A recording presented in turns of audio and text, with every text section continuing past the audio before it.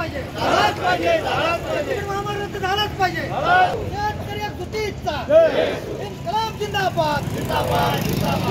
शक्तीपीठ महामार्ग रद्द झाला पाहिजे म्हणून शेतकरी कामगार पक्षाच्या लाल झेंड्याखाली गेली 1 वर्ष झालं संघर्ष सुरू आहे।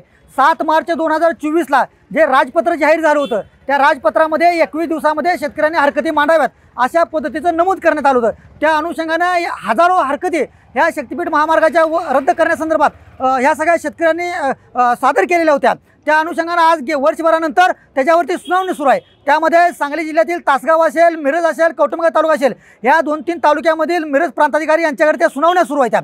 त्यामध्ये गेली 6 ते 7 दिवस झालं प्रत्येक 2-3 गावांच्या सुनावणी चालू आहेत। आज मिरज तालुक्यातील कौलापूर या गावातील सुनावण्या सुरू आहेत। 300 पेक्षा जास्त एकाच गावातील शेतकऱ्यांनी या हरकती दिलेल्या आहेत। त्यामध्ये आतापर्यंत झालेल्या सुनावण्या आणि आज झालेल्या सुनावणीमध्ये एकच वाक्यता सर्व शेतकऱ्यांची आहे, शक्तीपीठ महामार्ग हा रद्द झाला पाहिजे।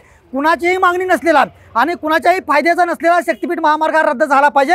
रत्नागिरी नागपूरला समांतर असणारा महामार्ग रद्द झाला पाहिजे। या महामार्गामध्ये पुराचा जे काही धोका निर्माण होणार आहे तो धोका संपवण्यासाठी, तो धोका होऊ नये यासाठी हा शक्तीपीठ महामार्ग रद्द झाला पाहिजे। बागायती जमिनी ज्या उद्ध्वस्त होणाऱ्या त्या वाचल्या पाहिजे म्हणून हा शक्तीपीठ महामार्ग रद्द झाला पाहिजे। यासाठी टावो पडून हा गेली वर्षभर हा सगळा बाधित शेतकरी सांगतोय शासनाला, तरी शासन ऐकायला जर तयार नसेल, वावरामध्ये येऊन दडपशाहीनं हुकुमशाहीनं जर काय संयुक्त मोजणी करण्याचा घाट घातला तर मात्र सरकारला या येणाऱ्या काळामध्ये बाधित शेतकऱ्या वावरामध्ये दांडकं घेऊन जशाच तसं उत्तर दिल्याशिवाय हा बाधित शेतकरी शांत राहणार नाही। 2 दिवसानंतर 1 मार्च 1 मेला महाराष्ट्र दिना दिवशी हा सगळा सांगली जिल्ह्यातील बाधित शेतकरी सांगलीच्या जिल्हाधिकारी कार्यालयासमोर 1 दिवस अन्नत्याग करतोय।